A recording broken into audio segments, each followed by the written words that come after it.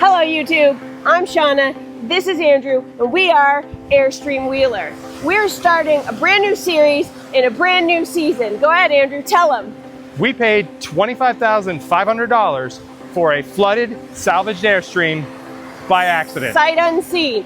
Join us as we fumble through and figure out this mess. Might be salt water. It did come with a set of keys. Dead electricals. I need to get the trailer brakes working and the trailer lights working. It's really about safety. It smells a little funky. And we've got a few bags of wet trash.